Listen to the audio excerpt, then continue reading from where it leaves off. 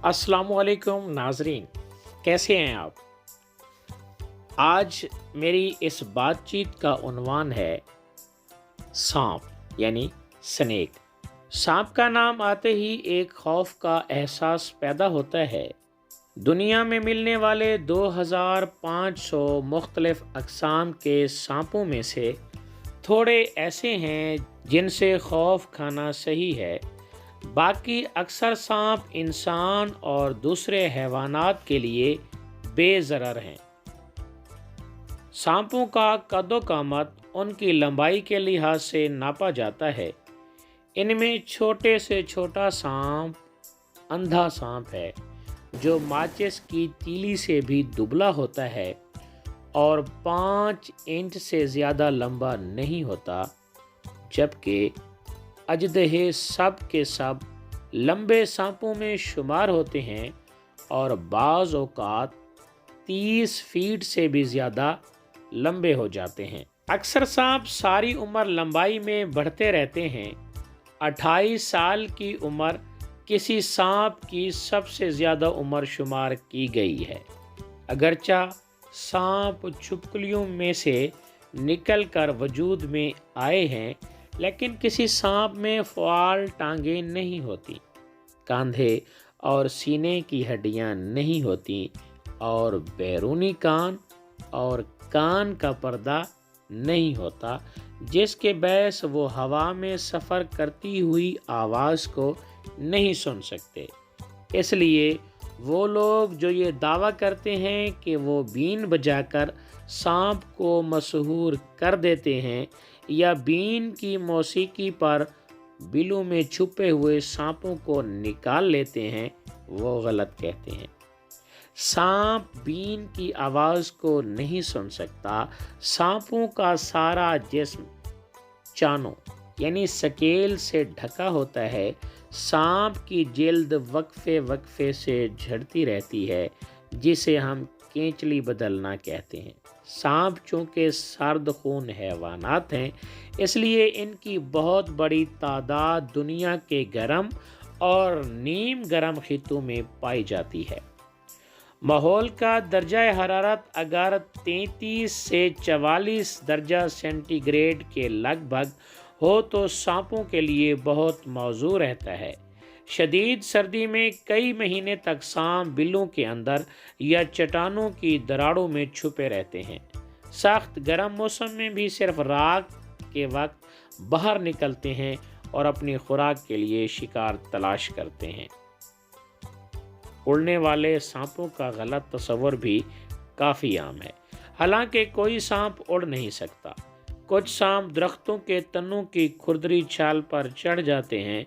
वो दरख्तों की शाखों पर पलने वाली छिपकलियाँ और परिंदों के अंडे खाते हैं। बाज़ औक़ात वो कई महीने तक दरख्तों के ऊपर ही रहते हैं और जब उनका शिकार ख़त्म हो जाता है तो उन्हें 20-25 और कभी-कभी 50 से 60 फीट तक बुलंद शाखों से नीचे गिरते देखा गया है।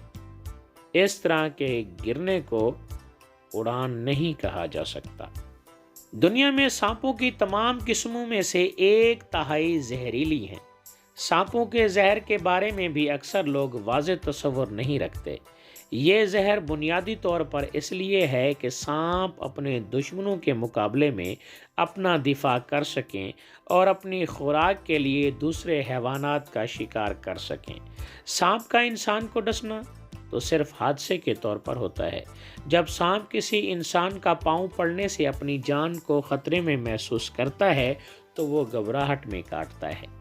ये भी याद रखना चाहिए कि सांप चूहे या खरगोश वगैरह जैसे हैवानात को सिर्फ शौकिया नहीं डसता, बल्कि उन्हें सिर्फ भूख से बोझल होकर ही डसता है ताकि उन्हें हलाक करके अपनी खुराक बना सके। ये भी कहा जाता है कि जहर के अंदर मौजूद कीमियाई मादे सांप के शिकार के गोश्त को हजम करने में भी मदद देते हैं। इसलिए जहर सांप की ज़िंदगी ज़रूरियात के लिए इस कदर अहम है कि वो उसे बेकार डस डस कर ज़ाय नहीं करता। اور اس ہتھیار کو صرف ضرورت کے وقت استعمال کرتا ہے۔ بعض زہریلے سانپوں کی زہر کو استعمال کرنے کی صلاحیت بہت محدود ہوتی ہے۔ مثلاً سمندری زہریلے سانپوں میں زہر کے غدودوں میں زہر تو موجود ہوتا ہے، لیکن وہ ڈسنے کی طرف مائل نہیں ہوتے، چاہے انہیں انسان اٹھا کر اپنی ہاتھ کی ہتھیلی پر ہی کیوں نہ رکھ لے۔ اس لیے ملتا جلتا رجحان بنگار سانپ میں دن کے وقت ہوتا ہے۔ کوبرا سانپ سے ملتا جلتا اور اتنا ہی خطرناک ہوتا ہے، لیکن دن میں یہ ڈسنے کی طرف راغب نہیں ہوتا۔ خواہ آپ اسے ٹھوکر ماریں، لکڑی سے چوٹیں لگائیں، اس کے سر پر ضرب لگائیں یا اس کے جسم میں کیل بھی ٹھونک دیں، تب بھی یہ دن کے وقت اپنا زہر استعمال نہیں کرتا۔ بنگار سانپ صرف رات کے وقت ہی ڈستا ہے۔ اس سے معلوم ہوتا ہے کہ سانپوں میں زہر کے غدود زہر کے منتقل کرنے کے لیے نالی، شکار کے جسم میں زخم بنانے کے لیے مناسب دانت اور پھر ڈسنے کا رجحان ہونا ضروری ہے۔ کسی زہریلے سانپ کے لیے زہر کے کامیاب استعمال کے لیے چاروں عناصر ضروری ہیں۔ وقت کے ساتھ یا کسی حادثے کے باعث کسی ایسے سانپ کے ایسے اگلے دانت ٹوٹ جاتے ہیں تو زہر منہ میں موجود ہونے کے باوجود سانپ اسے استعمال نہیں کر سکتا، اور جب تک دوسرے دانت نہ اگائیں سانپ بالکل بے بس اور بے ضرر ہو جاتا ہے۔ سانپوں کے مداری جن زہریلے سانپوں کو تماشے میں دکھاتے ہیں ان کے زہر منتقل کرنے والے دانت نکالے ہوتے ہیں، اور وہ یہ عمل کچھ دنوں کے بعد دہراتے رہتے ہیں۔ کچھ عرصہ قبل پڑھے لکھے لوگ یہ خیال کرتے تھے کہ سانپوں کے متعلق یہ بات کہ وہ زہر کے قطروں کو دور تک تھوک کی طرح پھینک سکتے ہیں من گھڑت ہے، اس کا حقیقت سے کوئی تعلق نہیں۔ لیکن سائنسدانوں نے تفصیلی مشاہدے سے یہ ثابت کیا کہ زہر تھوکنے والے سانپ واقعی ہوتے ہیں۔ معلوم ہوا کہ سانپ کا زہر بھی تھوک کی ایک بدلی ہوئی شکل ہے۔ ان سانپوں کے پھیپھڑوں میں بڑے بڑے ہوا کے پھونکنے ہوتے ہیں۔ جب یہ پھونکارتے ہیں تو ہوا کو بڑی رفتار کے ساتھ منہ سے باہر نکالتے ہیں۔ ہوا کی اس تیز رفتار لہر کے ساتھ ان کے منہ میں موجود زہر کے قطرے ایک پھوار کی شکل میں 3 سے لے کر 9 فٹ تک کے فاصلے پر جا گرتے ہیں، اور اکثر اوقات سامنے موجود شخص یا جانور کی آنکھ اس کا نشانہ بنتی ہے۔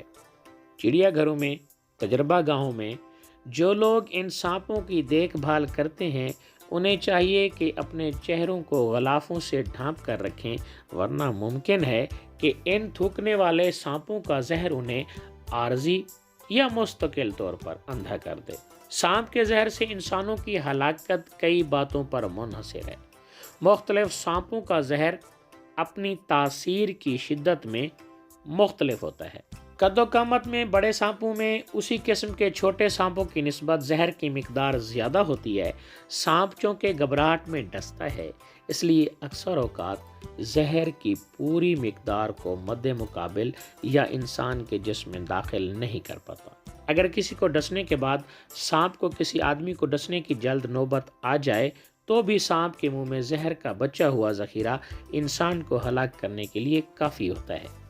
سانپ کا زہر چونکہ بالآخر دل یا دماغ کو مفلوج کرتا ہے، اس لیے یہ بات بھی اہم ہوتی ہے کہ سانپ نے جسم کے کس حصے پر ڈسا ہے اور زہر کے سارے جسم میں سرایت کر کے دل یا دماغ پر اثر طبی امداد مل سکتی ہے یا نہیں۔ ان سب امور کے مجموعے نتیجے سے یہ معلوم ہوگا کہ سانپوں کا زہر کتنے انسانوں کو ہلاک کرنے کا باعث بنتا ہے۔ ایک مطالعہ سے معلوم ہوا کہ ہر سال سانپ کے ڈسنے سے سب سے زیادہ لوگ برما، بھارت اور سری لنکا میں مرتے ہیں، جن کی بالترتیب تعداد ہر 1,00,000 باشندوں میں سے 15 اور 4 ہوتی ہے۔ سرد ممالک میں سانپوں کے زہر سے ہلاک ہونے والوں کی تعداد بہت کم ہوتی ہے، جو تقریباً 10,00,000 باشندوں میں سے 2 تا 4 ہر سال ہوتی ہے۔ صرف آسمانی بجلی ہی سے اس سے بہت زیادہ آدمی مرتے ہیں۔ سانپ کا زہر کم عمر بچوں پر بالغ انسانوں کی نسبت بہت جلد اور شدید طور پر اثر انداز ہوتا ہے۔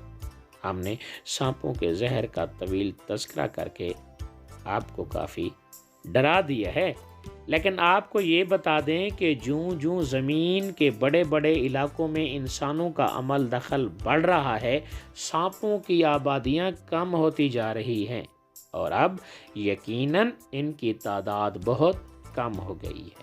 یہاں تک کہ وہ لوگ جو جنگلوں بیابانوں کی سیاحت کرتے ہیں، ان کو بھی سانپ بہت کم نظر آتے ہیں۔ سانپ کئی لحاظ سے انسانوں کے خادم بھی ثابت ہوئے ہیں۔ ان میں سے زہریلے سانپوں کا زہر بھی بعض حالات میں مفید ثابت ہوا ہے۔ اول تو یہ کہ اگر زہریلے سانپ کا سر کاٹ کر الگ کر دیا جائے تو اس کے جسم کا گوشت کھایا جا سکتا ہے۔ کئی ملکوں مثلاً امریکہ وغیرہ میں ہوٹلوں میں ہمیں ایسے سانپوں کا گوشت ملتا ہے جسے لوگ بڑی قیمت پر خرید کر کھاتے ہیں۔ سانپوں کے زہر کو کئی دواؤں کی تیاری میں استعمال کیا جاتا ہے۔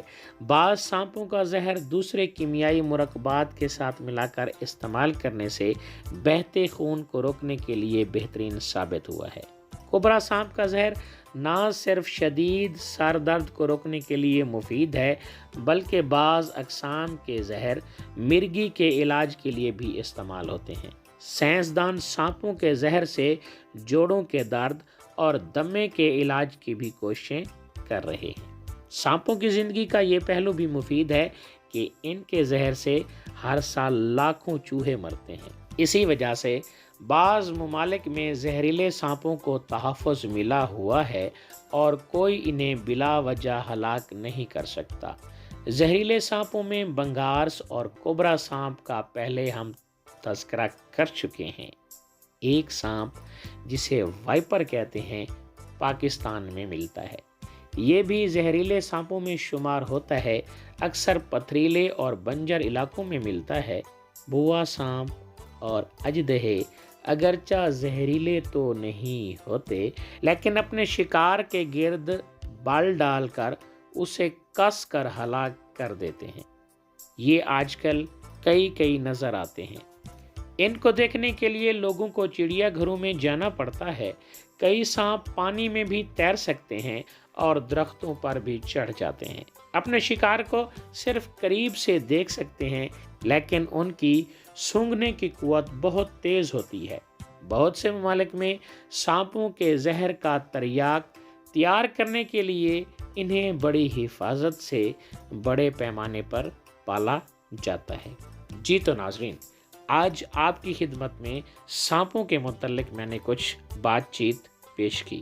میری باتیں سننے کا آپ کا بہت بہت شکریہ۔ آج میں نے آپ کو سانپوں کے متعلق کچھ بتایا۔